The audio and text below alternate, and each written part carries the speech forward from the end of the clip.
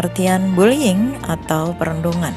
Bullying atau perundungan adalah penyalahgunaan kekuatan serta perilaku agresif atau yang bertujuan untuk menyakiti orang lain yang dilakukan oleh rekan atau peers secara berulang dan melibatkan ketimpangan kekuatan baik secara nyata atau menurut anggapan antara pelaku dan korban. Sedangkan American Psychological Association mendefinisikan bullying adalah sebagai sebuah bentuk perilaku agresif yang dilakukan secara berulang dan sengaja untuk menimbulkan perasaan tidak nyaman maupun cedera bagi korban.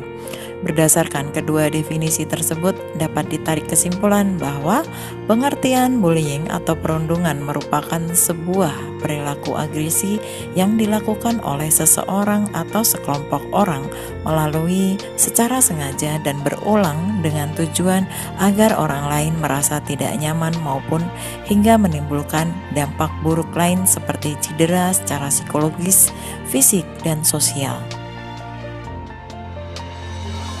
Dalam praktiknya, fenomena perundungan ini melibatkan tiga pihak, yaitu pelaku, korban, dan bystanders.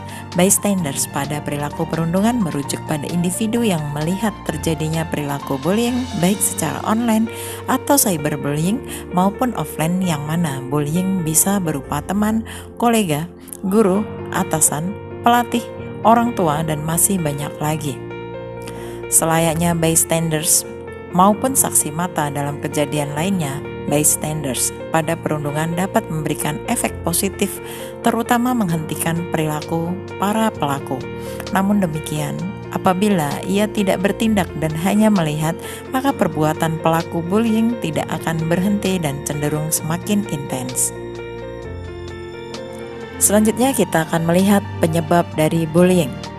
Perilaku atau fenomena perundungan atau bullying ini dapat terjadi dengan penyebab yang sangat beragam. Berkaitan dengan penyebab munculnya perilaku ini tidak serta-merta hanya melihat dari satu sisi saja, melainkan harus melihat dari semua pihak yang terlibat. Berikut ini penjelasan singkat mengenai penyebab dari perilaku bullying dilihat dari pelaku, korban, dan bystanders. Yang pertama, dari pihak pelaku.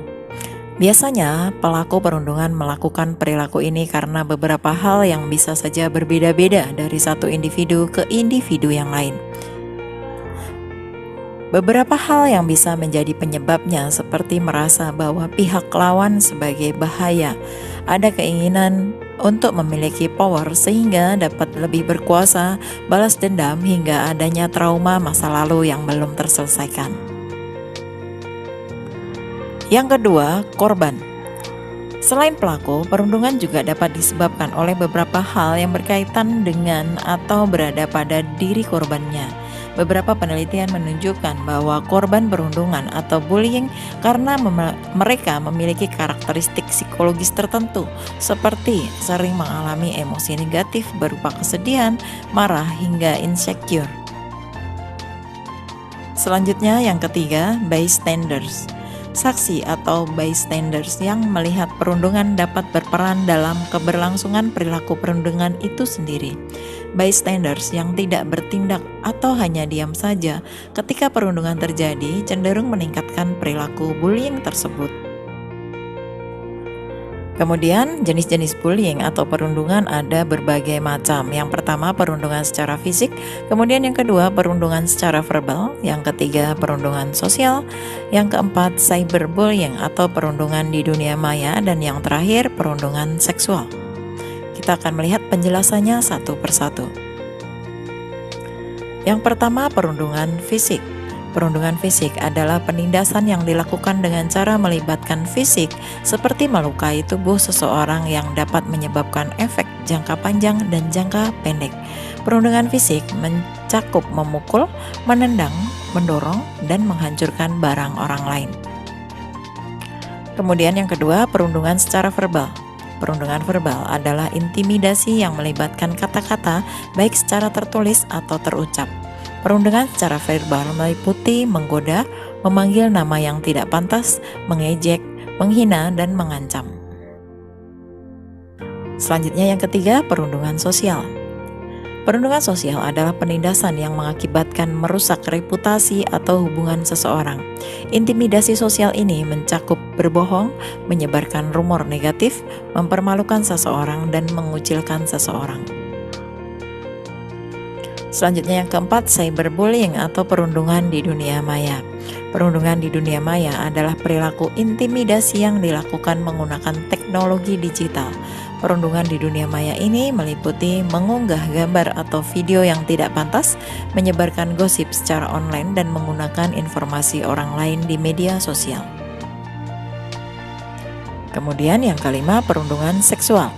Dikutip dari Very Well Family, perundungan seksual adalah tindakan yang berbahaya dan memalukan seseorang secara seksual. Intimidasi seksual ini termasuk pemanggilan nama seksual atau catcalling, gerakan vulgar, menyentuh, dan materi pornografi. Selanjutnya kita akan melihat dampak dari bullying. Perilaku bullying atau perundungan seperti yang disampaikan memang dapat terjadi di mana saja tanpa memandang usia maupun status korbannya. Banyak contoh perilaku bullying yang terjadi di berbagai setting, mulai dari institusi pendidikan, tempat kerja, bahkan lingkungan tempat tinggal. Disadari maupun tidak, perundungan memberikan dampak negatif tertentu bagi seluruh pihak yang terlibat, baik korban, pelaku, maupun bystanders. Kita akan jelaskan satu persatu dampak bullying bagi korban, pelaku, maupun bystander. Yang pertama, dampak bagi korban bully.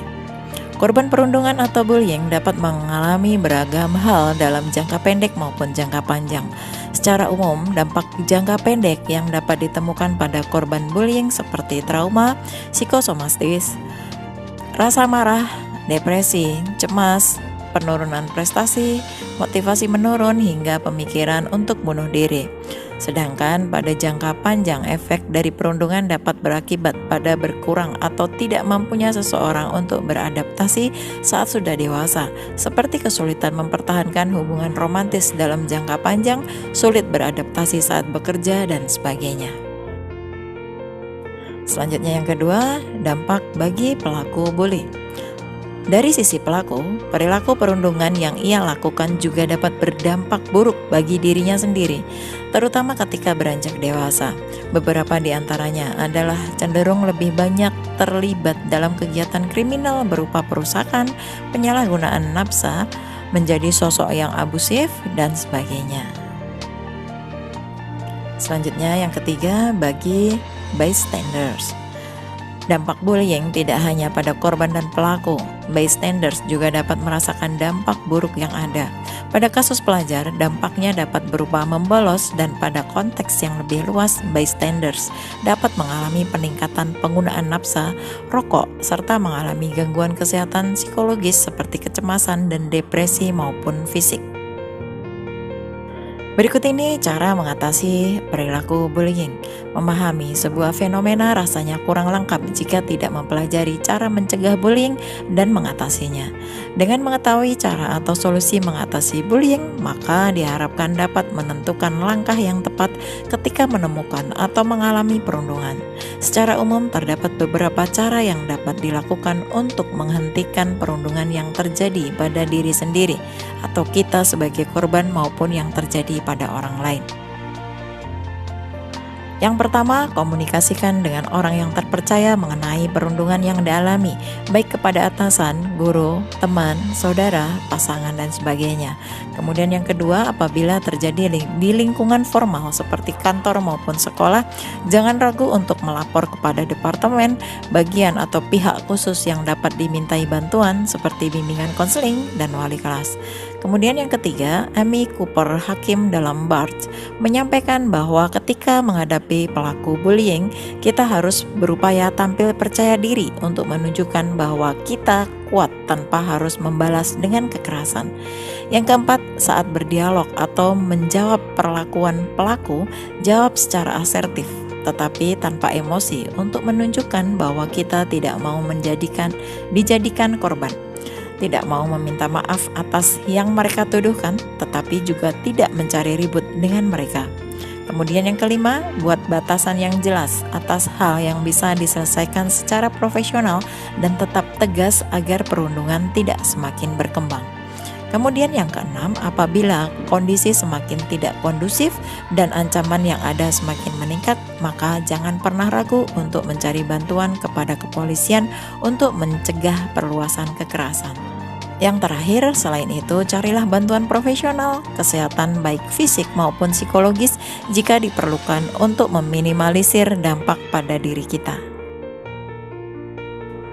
Nah, apabila kita tidak mengalami perundungan tetapi menjadi bystanders, maka penting untuk tetap berupaya membantu menghentikan tindakan tersebut. Berikut terdapat beberapa caranya. Yang pertama, tanyakan tentang perilaku perundungan kepada pelaku. Seperti apakah yang ia lakukan benar atau tidak? Apakah dasar tertentu untuk melakukan itu? Hukum yang ada peraturannya, dan sebagainya. Kemudian yang kedua, alihkan perhatian pelaku melalui aktivitas tertentu untuk mengurangi atau mencegah terjadinya perundungan yang semakin tidak terkendali. Yang ketiga, apabila ada orang lain yang turut melihat atau menjadi bystanders, maka dapat bersama-sama untuk menunjukkan kepada perundung bahwa para saksi tidak setuju dengan perilaku mereka. Yang keempat, hal terpenting adalah dekati korban dan yakinkan bahwa ia tidak sendirian. Kemudian yang terakhir, yang kelima, jika memang tidak bisa secara langsung turut andil, kita dapat membantu untuk membuat laporan kepada pihak yang berwenang maupun memberikan dukungan kepada korban. Demikian tadi materi tentang perilaku bullying. Mudah-mudahan kita bisa lebih memahami tentang perilaku bullying dan bagaimana cara mengatasinya. Terima kasih telah menonton video ini. Kita akan ketemu lagi pada video-video BK Sahabat Seru berikutnya. Wassalamualaikum warahmatullahi wabarakatuh.